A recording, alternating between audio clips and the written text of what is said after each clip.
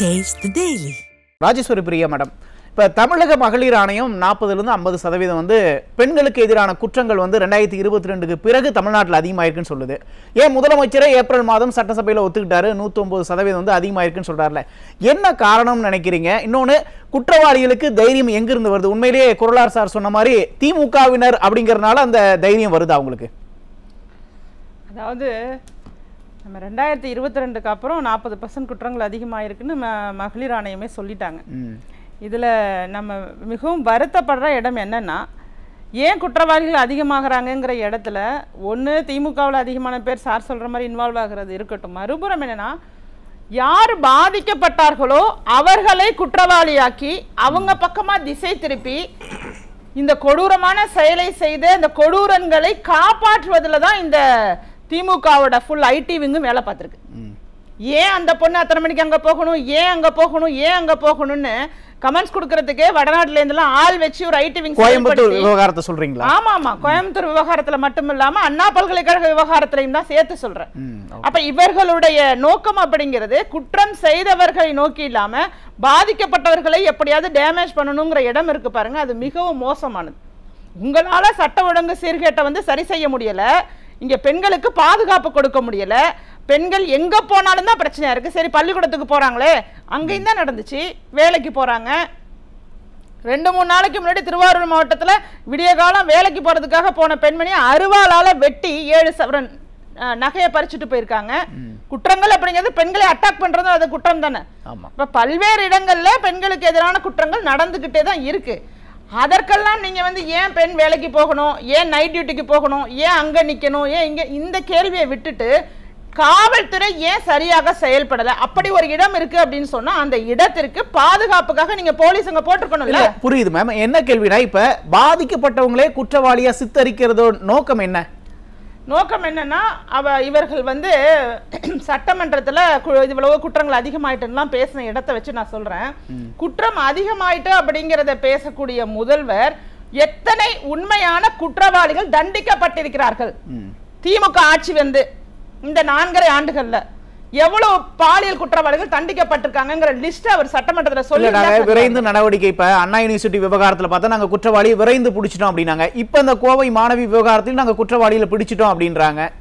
அப்ப இது வந்து உங்களுக்கு ஆளும் அரசோட நடவடிக்கை திருப்தி அளிக்கிற மாதிரி இல்லையா? நீங்க நல்லா கவனிங்க. கொளத்தூர்ல கஞ்சா போதையில 8 பேரை வெட்டிட்டு 4-5 நாளைக்கு முன்னாடி ஒரு நபர் ஓடுனவங்க மேலையும் நிறைய கேசஸ் இருக்கு. திரு ஸ்டாலின் அவர்களுடைய தொகுதி. இன்னைக்கு இந்த 3 பேரை பிடிச்சிருக்கீங்க. இவங்க மேலேயும் ஏற்கனவே கொலை வழக்கு, கொள்ளை வழக்கு, நிறைய வழக்குகள் இருக்கு. இப்ப இவர்கள்ட்ட நீங்க கவனிக்க வேண்டியது, இங்க சுதந்திரமாக யார் இருக்காங்கன்னா குற்றம் செய்த குற்றவாளிகள். ஏற்கனவே பயங்கரமான குற்றம் செய்த குற்றவாளிகள் எல்லாம் சுதந்திரமாக மீண்டும் அந்த குற்றத்தை செய்யறாங்க அப்படின்னு சொன்னா என்ன தைரியம் அப்படின்னு கேக்குறீங்கல்ல, அந்த தைரியத்துல 2 வகை இருக்கு. சிறைக்கு போனாலும் அவங்களுக்கு அனைத்து சலுகைகளும் கிடைப்பதற்கு திமுக ஆதரவா இருக்கு. இல்ல, என்னோட கேள்வி நான் திரும்ப நான் உங்ககிட்ட கேக்குறேன். குற்றவாளிகளை பாதுகாக்க வேண்டிய அவசியம் திமுக அரசுக்கு என்ன இருக்கு? ஏதோ 1-2 சம்பவங்கள்ல திமுகவினர் ஈடுபட்டு இருக்காங்க அப்படின்னா கட்சிக்கு ஒரு அவப்பெயர் ஏற்படும், அவங்களை நம்ம காப்பாற்றணும் பாதுகாக்கணும்னு நினைக்கிறது அந்த கட்சி பண்ணுது அப்படின்னு கூட நம்ம எடுத்துக்கலாம்.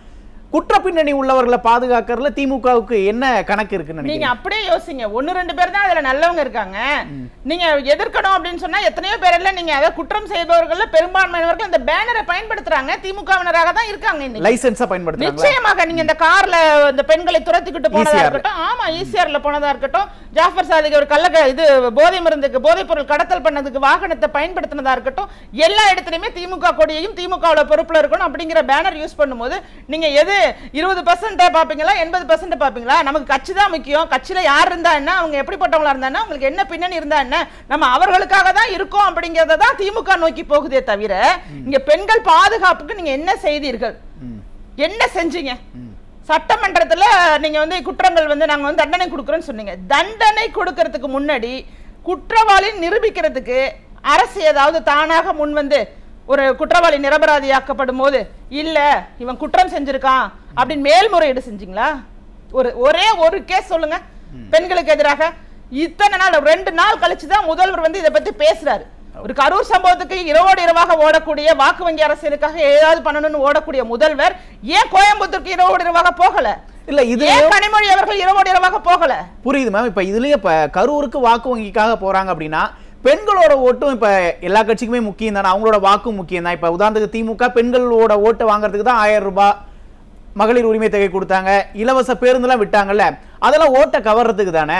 அப்ப இங்கேயே பெண்கள் ஓட்டு நமக்கு வேணும் அப்படின்னா அவங்களுக்கும் பாதுகாப்பு கொடுக்கணும்ல, அதுல இருந்து தவறுறது ஏன்? இது வந்து பர்சனலா பாக்குறாங்க. இது வந்து ஒரு குடும்பத்துல உள்ள ஒரு பெண் பாதிக்கப்பட்டிருக்காங்க அப்படிங்கிற விதத்துல தான் இதை ஹேண்டில் பண்றாங்களே தவிர இது ஒட்டுமொத்த தமிழகத்தில் உள்ள அனைத்து பெண்களுக்குமான பிரச்சனையாக மக்கள் பார்க்க மாட்டாங்கன்னு திமுக நினைக்குது.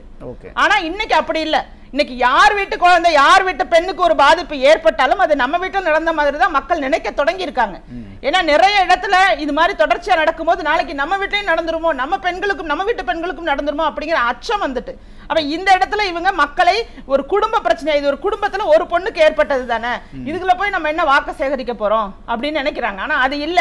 நீங்க உங்க கட்சியில செந்தில் பாலாஜி அவருக்கு கொண்டு நீங்க வீடியோ போட்டீங்கல்ல, குறைந்தபட்சம் ஒரு வீடியோ பதிவிட்டு இருக்கலாம்ல. அப்பா இல்ல சொல்லிட்டு இருக்கீங்க. ஒரு அப்பா இவ்வளவு கொடூரமான முறையில 3 அரக்கன்களால இந்த பொண்ணு வந்து சீரழிக்கப்பட்டிருக்கு. இன்னும் பல்வேறு சம்பவங்கள் சார் சொன்ன மாதிரி நிறைய தொடர்ச்சியாக பெண் போலீஸ் பாதிக்கப்பட்டதுல அவருக்கு பெண் போலீஸையே பாலியல் சிண்டல் செய்தது திமுகவினர் தான்.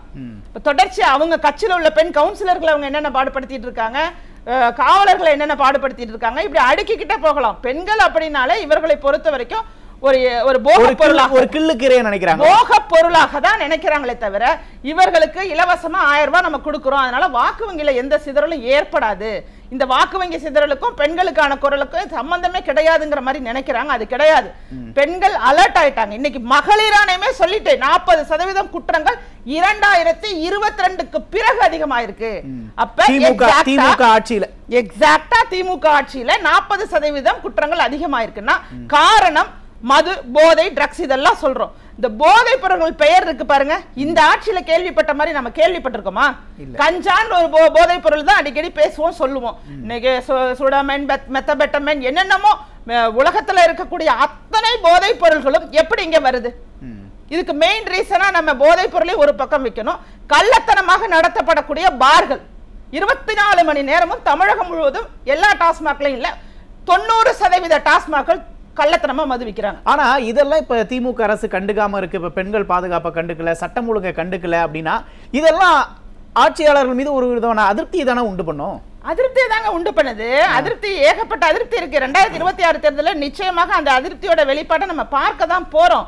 இருந்தாலும் இந்த 1000 ரூபாய் கொடுக்கறதுனால பெண்கள் வந்து இந்த மாதிரி ஒரு பெண் பாழாக்கப்பட்டதுக்கெல்லாம் வாய்ஸ் ரைஸ் பண்ணாம இருக்காங்க. ஏன்னா வாய்ஸ் ரைஸ் பண்ணாது யாரு? கூட்டணியாக இருந்தவர், கூட்டணி கட்சியில இருக்கிற பெண்கள் தான் வாய் மூடி இருந்தாங்க.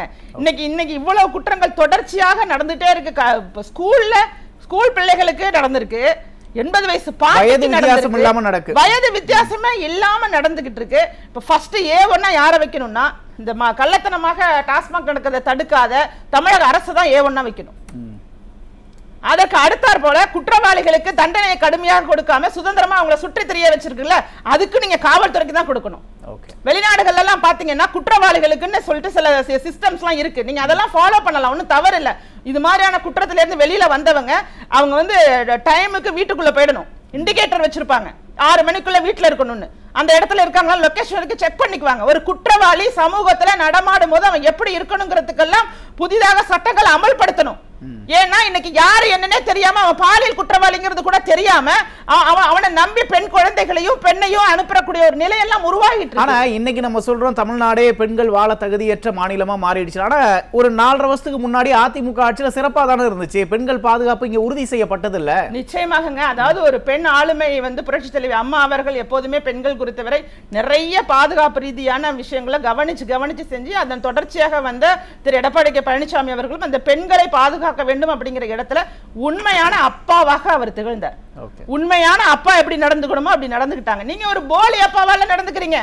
உங்களுக்கு தேவையான இடத்துல நீங்க அப்பாவா இருக்கீங்க, தேவையில்லாத இடத்துல வாயை மூடி மௌனமா இருக்கீங்கன்னா என்ன அர்த்தம்? அந்த வீர வசனத்துல ஒரு வசனம் பேசிருக்கலாமே, சீண்டிப்பார் தீண்டிப்பார். நீங்கல்ல என் மண்ணுல, என் தமிழகத்துல, என் மக்கள், எங்க மாநிலத்தில் உள்ள பெண்கள் மேல ஒரு இடத்துல ஒரே ஒரு சின்னதா நீ கை வச்சு பாருன்னு சொல்லி மிரட்ட வேண்டியதானே?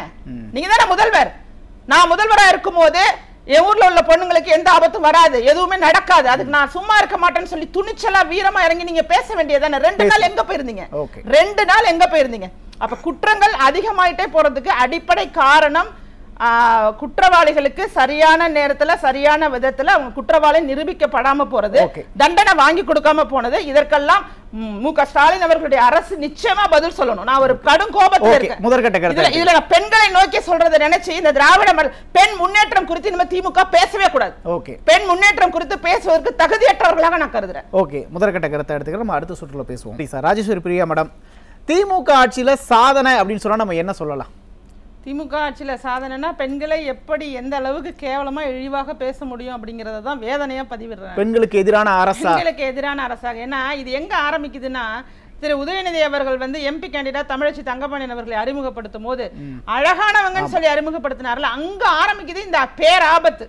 ஒரு பெண்ணவங்க, அவங்க கல்லூரி பேராசிரியை, அவர்கள்ட்ட தமிழ் சம்பந்தமான பல்வேறு திறமையெல்லாம் இருக்கு, அதையெல்லாம் பத்தி சொல்ல முடியாத நீங்க அழகான எம்பின்னு சொல்ற இடத்திலேயே ஒரு பெண்ணை ஒரு பாலியலுக்கான ஒரு பொருளாகத்தான் பார்க்கறீங்க. என்ன நகைச்சுவை வேண்டி கிடக்கு? உங்க ரவுண்ட்ல பேசுங்க. அது மாதிரி பேச ஆரம்பித்ததோட விளைவு மேடையிலேயே எஸ்சி தானமான்னு கேக்குறது, மனு கொடுக்க வந்த பொண்ணோட தலையிலேயே அடிக்கிறது, ஓசி பஸ்னு சொல்றது, என்னமா 1000 ரூபாய் வருதா ஃபேரன் ஒலி போட்டு பலபலன்னு இருக்கீங்களான்னு கதிரானந்த் அவர்கள் பேசுறது. இது மாதிரி சொல்லிக்கொண்டே போகலாம். நீங்க 2 நிமிஷம் தான் கொடுப்பீங்க, அதனால நான் இதை மட்டும் சொல்றேன். இது மாதிரி நீண்ட வரிசையில பார்க்கும் இடமெல்லாம் பெண்களை ஒரு மரியாதையான ஒரு மனித இனமாகவே கருதாம அவர்களை ஒரு போக பொருளாகவும் பொருளை விட மோசமாகவும் நடத்தக்கூடிய திமுக, இந்த திமுகவுக்கு கீழே ஆட்சி இருக்கும் போது இங்க குற்றவாளிகள் சுதந்திரமாக பெண்களுக்கு எதிரான பல்வேறு விதமான குற்றங்களை ஆணாதிக்க மனோபாவத்தோட செய்து கொண்டிருக்காங்க. இதை அடக்கணும் அப்படின்னா நிச்சயமாக 2026 தேர்தலில் அதிமுக தலைமையிலான கூட்டணி வெற்றி பெற்று இவர்களுடைய கொட்டத்தை அடக்கும். ஓகே, நன்றி மேடம்.